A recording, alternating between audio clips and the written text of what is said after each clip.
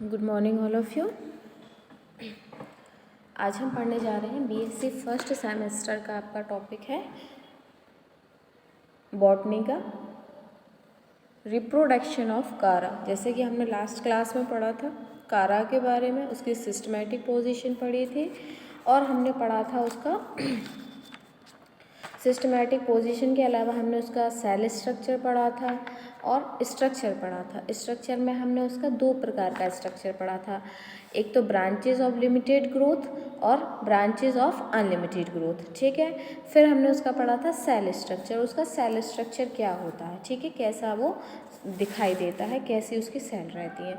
आज की क्लास में हम पढ़ने जा रहे हैं उसका रिप्रोडक्शन, मतलब जो कारा है उसमें रिप्रोडक्शन जनन किस प्रकार से होता है। तो कारा में जो रिप्रोडक्शन मेनली होता है दो प्रकार की विधियों द्वारा होता है, दो विधियों से होता है। एक तो वेजिटेटिव रिप्रोडक्शन, ठीक है, और दूसरा होता है आपका सेक्सुअल रिप्रोडक्शन।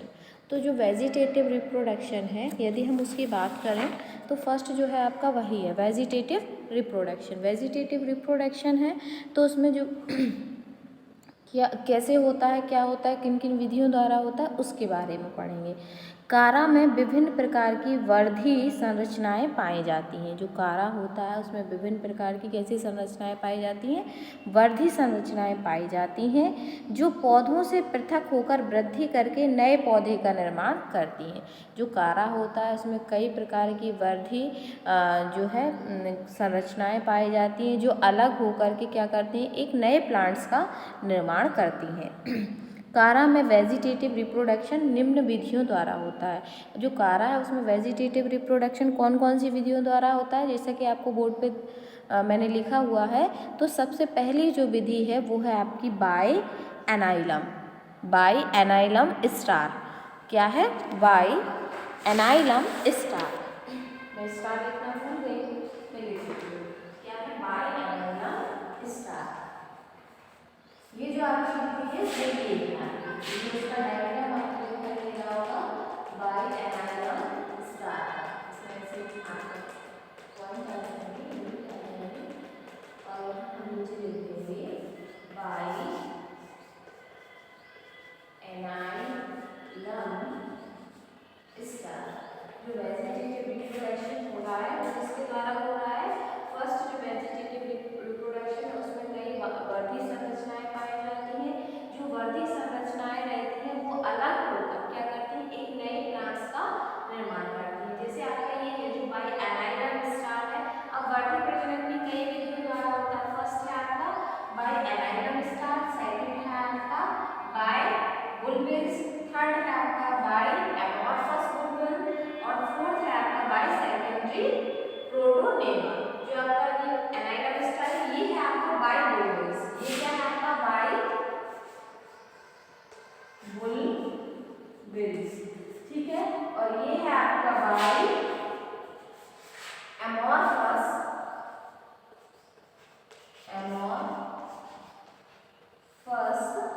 बुलबिल, ठीक है। तो जो फर्स्ट आपका प्रजनन इसमें हो रहा है, कायिक प्रजनन जो हो रहा है आपका, वर्धी प्रजनन जो हो रहा है वो क्या है आपका, फर्स्ट जो है आपका बाई एमाइलम स्टार। बाई क्या है, एमाइलम स्टार। तो एमाइलम स्टार में क्या होता है, यह स्टार शेप्ड तारेनुमा संरचनाएं हैं। आपको दिखाई दे रहा होगा कि जो आपका बाई एमाइलम है वो क्या है, तारे के समान आपको दिखाई दे रहा है, एक स्टार के समान दिखाई दे रहा है।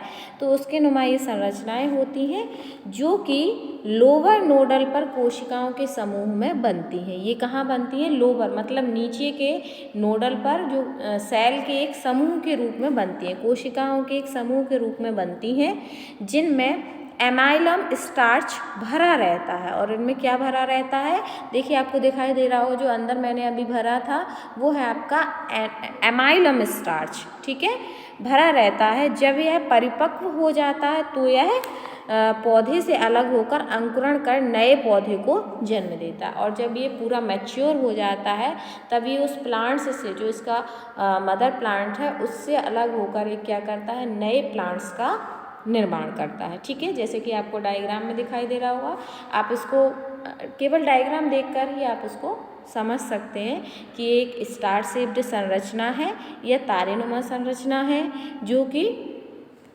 लोअर मतलब नीचे के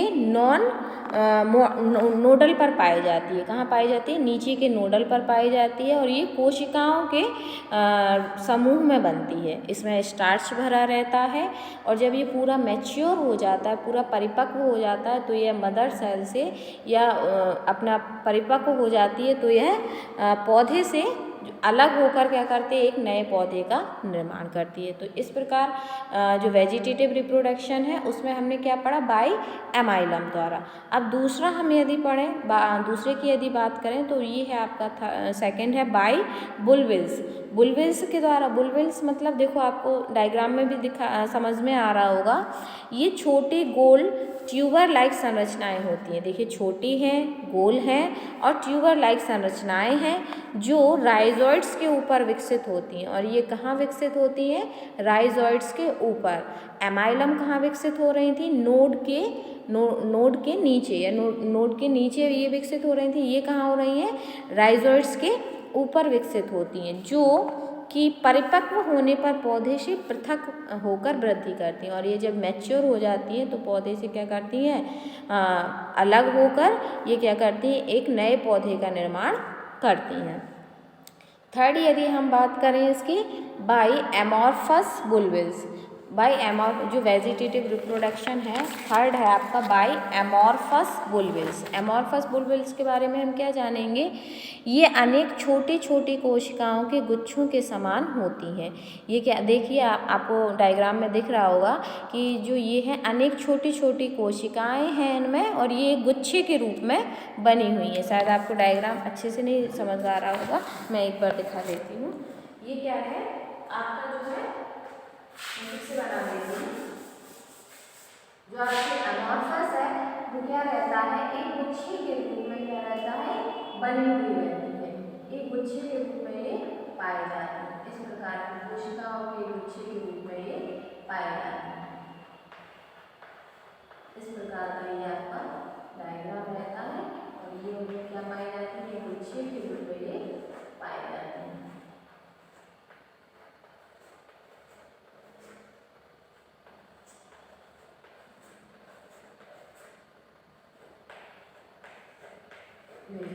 ये कोशिकाओं के रूप में, गुच्छे के रूप में पाई जाती है। तो और जब ये कोशिका के रूप में पाई जाती है, जब ये भी क्या हो जाती है? आपकी मैच्योर हो जाती है, तो ये भी क्या होती है? मदर प्लांट से अलग होकर, मदर प्लांट से क्या हो जाती है? अलग हो जाती है। और अलग होकर ये क्या करती है? एक नए प्लांट्स का जो है वो निर्माण करते हैं। जैसे कि मैं बता रही हूँ, ये अनेक छोटी छोटी कोशिकाएं हैं जो कि किस में पाई जाती हैं? गुच्छों के समान होती हैं, जिनमें भोज्य पदार्थ भरा रहता है। इन कोशिकाओं में जो छोटी छोटी कोशिकाएं हैं, मैंने बताया आपको डायग्राम में, तो इनमें क्या भरा रहता है? भोजन भरा रहता है। ठीक है, भोज्य पदार्थ भरा रहता है तथा ये सबसे निचली नोड्स पर उत्पन्न होती हैं। और ये जो कोशिकाएं हैं सबसे निचली नोड, जैसे कि उसमें भी था आपका जो एमाइलम था, वो भी लोअर नोड पर उत्पन्न हो रहा था, और ये भी क्या होती है? सबसे निचली नोड पर ये उत्पन्न होती हैं तथा वर्धी प्रजनन में सहायक होती हैं। और जब उनमें जो वेजिटेटिव रिप्रोडक्शन प्लांट्स में होता है उसमें ये क्या करती हैं? हेल्प करती हैं। लास्ट यदि हम वेजिटेटिव रिप्रोडक्शन में बात करें तो लास्ट जो है वो होता है आप बाई सेकेंडरी प्रोटोनेमा के द्वारा। जो इनमें वेजिटेटिव रिप्रोडक्शन जो कारा में होता है वो किसके द्वारा होता है? बाई सेकेंडरी प्रोटोनेमा के द्वारा। तो सेकेंडरी प्रोटोनेमा में क्या है? कभी कभी पुरानी शाखाओं के जीवित नोड से, जब भी कभी कभी क्या रहता है? पुरानी जो शाखाएं हो जाती हैं उनकी जीवित नोड से तंतुवत प्रोटोनेमा के समान अपस्थानिक शाखाएं निकलती हैं और जिन्हें सेकेंडरी प्रोटोनोमा कहते हैं, जो कि नए पौधे को जन्म देती हैं। कई बार ऐसा होता है, कई प्लांट सूख जाते हैं, लेकिन वो जब उनके एटमॉस्फेयर उनके लिए सब अच्छा आता है। एटमॉस्फेयर आपने देखा होगा बारिश में कई प्लांट्स ऐसे रहते हैं जो बिल्कुल सूख रहे होते हैं गर्मियों में। जैसे ही बारिश आती है तो हमारे चारों ओर हम देखते हैं कि हरियाली छा गई है, चारों तरफ हमें हरा हरा ग्रीनरी दिखाई देती है। तो क्यों दिखाई देती है? क्योंकि उनको जो वातावरण है वो प्रॉपर मिल जाता है, प्रॉपर बारिश, प्रॉपर पानी मिलता है, प्रॉपर जो है आपका सनलाइट मिलती है। तो वो जो प्लांट्स मर रहे होते हैं या जो प्लांट्स थोड़े थोड़े सूख रहे होते हैं वो भी क्या करने लगते हैं, ग्रीन हो जाते हैं, और वह ग्रीन होकर भी क्या करते हैं, एक नए प्लांट्स का निर्माण करते हैं। तो वही सेकेंडरी प्रोटोनेमा है। अब यदि हम इसमें कारा में वेजिटेटिव रिप्रोडक्शन की नेक्स्ट हेडिंग की बात करें तो वो है आपका सेक्सुअल रिप्रोडक्शन। आज हमने पढ़ा वेजिटेटिव रिप्रोडक्शन के बारे में अभी। तो वेजिटेटिव रिप्रोडक्शन जो है उसमें 4 विधियों द्वारा हो रहा था, by amylum star, by bulbils, by amorphous bulbils, by secondary protonema.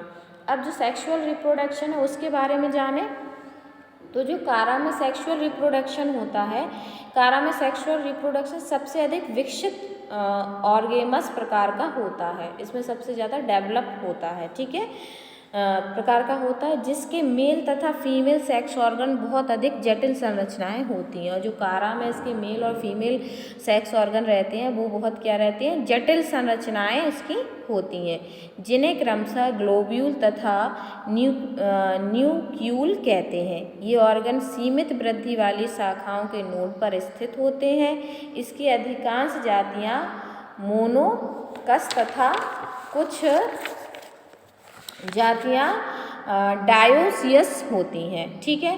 तो हमने क्या पढ़ा, जो सेक्सुअल रिप्रोडक्शन है कारा में वो बहुत जटिल प्रक्रिया है, क्योंकि उनमें जो मेल और फीमेल सेक्स ऑर्गन रहते हैं उनकी जो संरचना होती है वो बहुत जटिल रहती है। और उन संरचना में क्या पाई जाती है, एक तो ग्लोब्यूल पाया जाता है, दूसरा आपका पाया जाता है न्यूक्यूल, ठीक है। तो ग्लोब्यूल और न्यूक्यूल की संरचना मैं आपको अपने नोट्स में दिखा रही हूँ। दूसरा मैं कारा की आपको लाइफ साइकिल भी आपको समझा रही हूँ, दिखा रही हूँ। तो आप एक बार उसको स्क्रीनशॉट ले सकते हैं या फिर आप उसको घर पर भी स्क्रीनशॉट लेकर अपना बना सकते हैं। जैसा कि मैं आपको अभी दिखा रही हूँ आपको structure of globule. Structure of globule देखेंगे तो ये होती है आपकी स्ट्रक्चर ऑफ ग्लोब्यूल। देखिए ये कारा की रिप्रोडक्शन है और इसमें ये स्ट्रक्चर ऑफ इसका ग्लोब्यूल का स्ट्रक्चर है। दूसरा आपका है इसमें स्ट्रक्चर ऑफ न्यूक्लियोल। तो ये आपका स्ट्रक्चर ऑफ न्यूक्लियोल, इसका आप स्क्रीनशॉट लेकर अपने घर पे प्रॉपर नोट्स इसके आप बना सकते हो। यदि हम इसकी लाइफ साइकिल की बात करें, कारा की यदि हम लाइफ साइकिल के बारे में बात करें तो ये इसकी लाइफ साइकिल का पूरा डायग्राम है। आप इसको देख सकते हैं, स्क्रीनशॉट लेकर आप इसको बना भी सकते हैं, ठीक है। जब भी आपको ज़रूरत पड़ेगी तो आप तुरंत उसका स्क्रीनशॉट लेके उसका डायग्राम को अपने नोट्स में ड्रॉ कर लीजिए, ठीक है। तो आज हमने पढ़ा कारा की जो स्ट्रक्चर है उसके बारे में, वेजिटेटिव रिप्रोडक्शन के बारे में, उसके बाद सेक्सुअल रिप्रोडक्शन के बारे में। सेक्सुअल रिप्रोडक्शन में उसमें क्या क्या पाया जा रहा था, आपका ग्लोब्यूल और वो पाया जा रहा था आपका, एक तो ग्लोब्यूल पाया जा रहा था, एक आपका पाया जाता है न्यूक्लियोल। फिर हम यदि लाइफ साइकिल की बात करें, कारा की हम जो लाइफ साइकिल है उसको देखें तो ये आपकी कारा की पूरी लाइफ साइकिल पाई जाती है, ठीक है। तो इन सारे डायग्राम से मिलकर ही ये जो कारा है उसकी लाइफ साइकिल का निर्माण होता है, ठीक है। इतनी प्रोसेस से उसको गुजरना होता है तब कारा का जो जीवन चक्र है वो संपूर्ण होता है, ठीक है। तो इसका स्क्रीनशॉट लेकर आप अपने घर पर भी इसको कारा की जो लाइफ साइकिल है उसका डायग्राम अपना ड्रॉ कर सकते हैं, ठीक है। आज की क्लास में हम इतना ही पढ़ेंगे, नेक्स्ट क्लास हम आगे की जो भी होगा वो कंटिन्यू करेंगे। Thank you.